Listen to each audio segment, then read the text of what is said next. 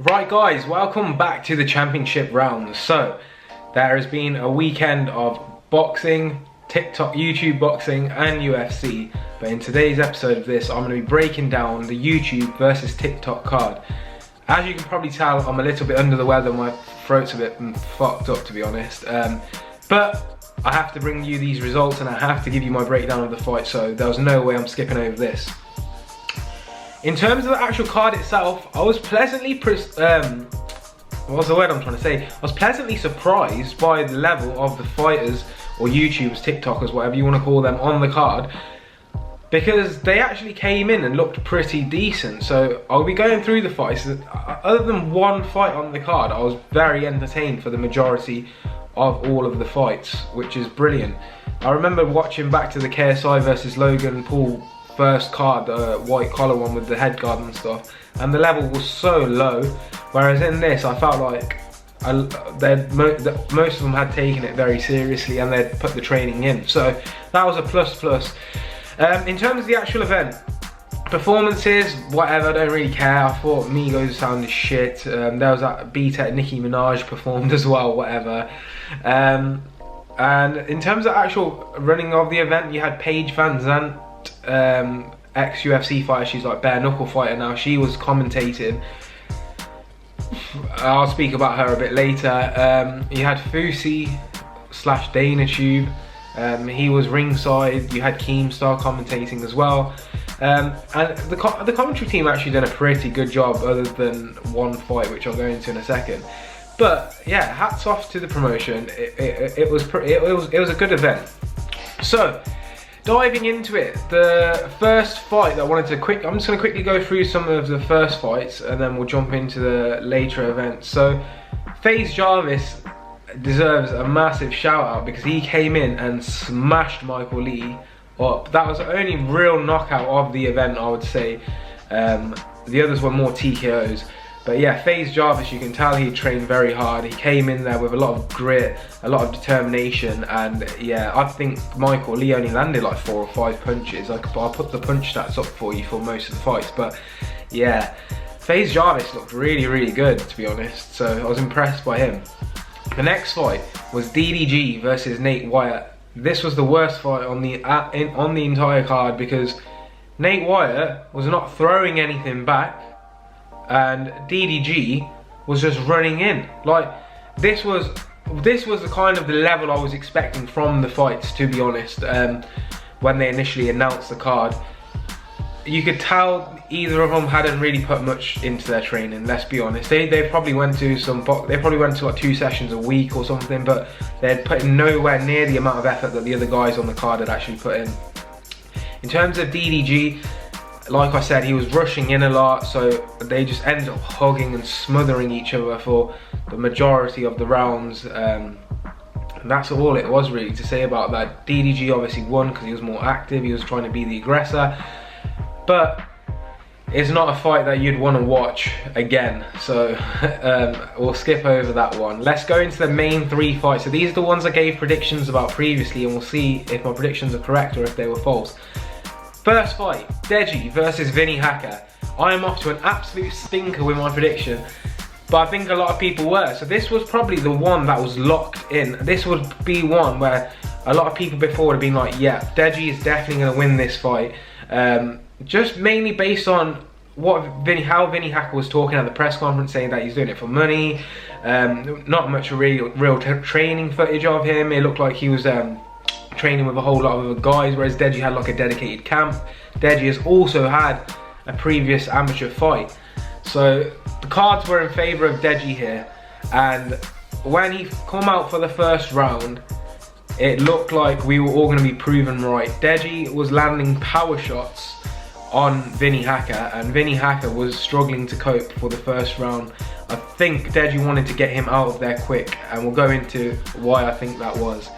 So the reason Deji lost this fight, he lost on a TKO, but the reason he lost this was solely down to his cardio. There's nothing more. Either he didn't spend enough time on the cardio, the training camp wasn't serious enough where they really pushed him and took him to like those deep waters. But with Deji, he was a much better boxer in the fight. It was very, very obvious from the first 2 rounds. In the 3rd round, he comes out, he takes a knee straight away.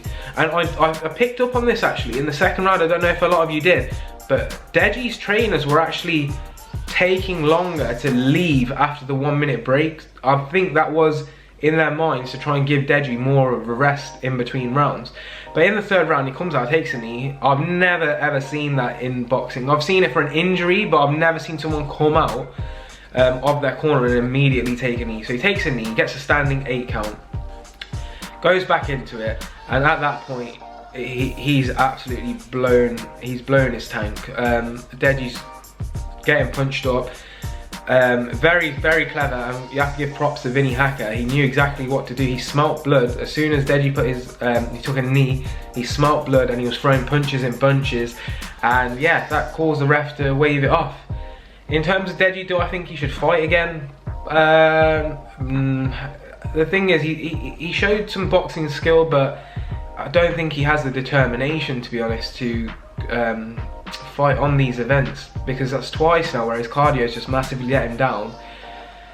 And a lot of people are trying to justify his size at the beginning, comparing him to obviously professionals like Andy Ruiz and like Tyson Fury and their body shapes, etc. But he's not a professional athlete, guys. Like, if he's gone through a grueling training camp, he's not coming in that shape. So props to Vinny Hacker.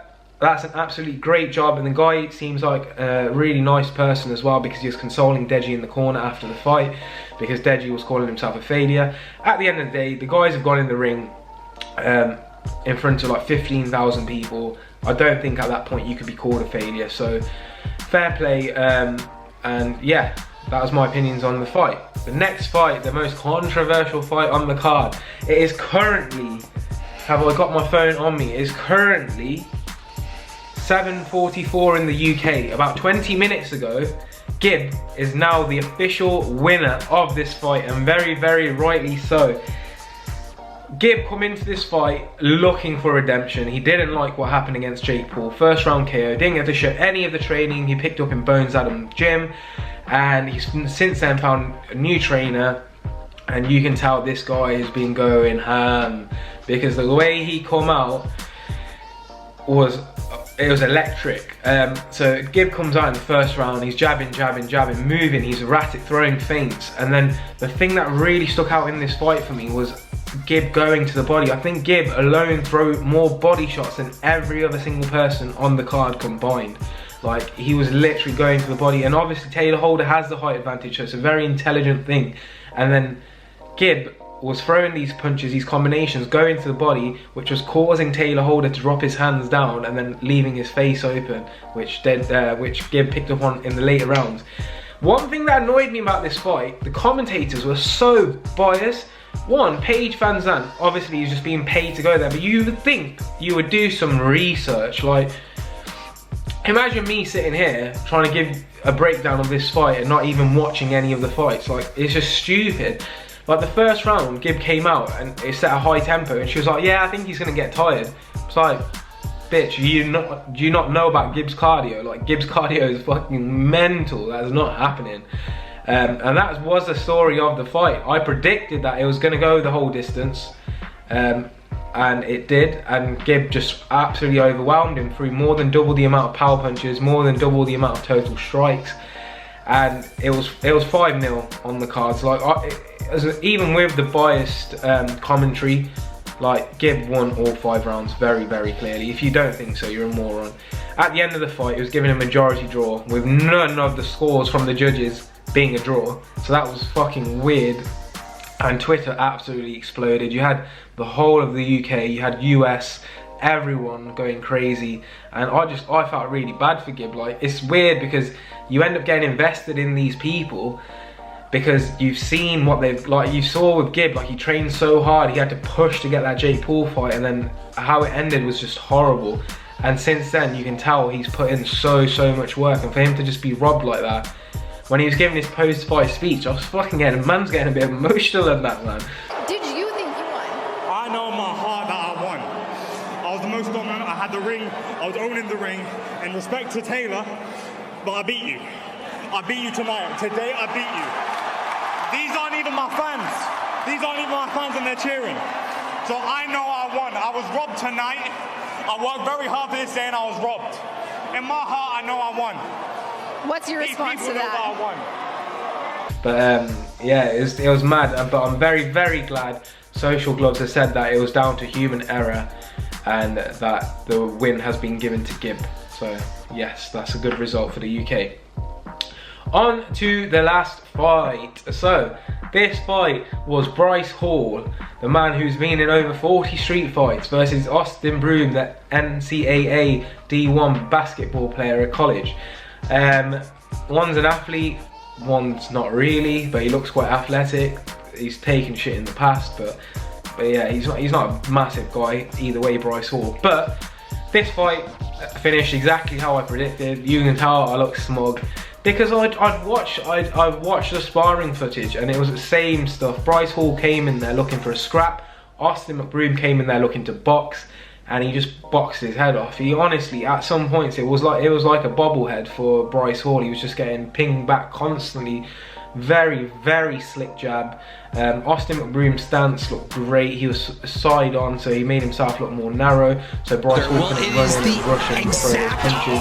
Getting tied up. There was a bit of animosity in the fight. There was the ref was going freaking crazy, man. Like, that would never obviously happen in a professional fight. The ref was swearing at Bryce Hall, which was mental. But Bryce Hall's face was absolutely busted up. It wasn't great for Bryce Hall, to be honest. The ref probably, he might have called it a little bit early, but he was going to call it sooner rather than later. And at the end of the day, he's in there to protect himself. Where did Austin McBroom go after this? It's a strange one, man, because obviously Bryce Hall, if he'd won, would have probably been KSI's tune-up fight for Jake Paul, but that's not going to happen now because he's trash. Does Austin fight KSI, maybe? I don't know, I think that would be a very interesting fight. Obviously KSI's got a lot more boxing experience, but Austin came in and looked really, really good. I was very impressed. So we'll have to see how that one pans out. In terms of my fight of the night, has to be Gib versus Taylor Holder. One of the combinations Gib threw, I haven't even spoke about it. He threw a right to the body and then he went upstairs with a left, and then he followed up with an overhand right a couple of seconds after. If these were 8 or 10 ounce gloves, that would have ended in a knockout. I'm very, very certain of it. In terms of performance of the night, I'd have to give it to FaZe Jarvis. Excellent, excellent performance. Like he outperformed what anyone probably thought he was going to do. So yeah, props to FaZe Jarvis. Anyway, I'm going to wrap it up there because my throat is sore and I need to get some more water down me. If you guys have enjoyed this video, please drop it a like. Subscribe to the channel. We're now on 43 subscribers, so the channel is growing amazing. Follow us on Instagram at championship_rounds_official, where we post daily content. And yeah, stay tuned for the next video. I don't know when the next one of these events is going to be, but they're always entertaining and I will always cover it. So peace.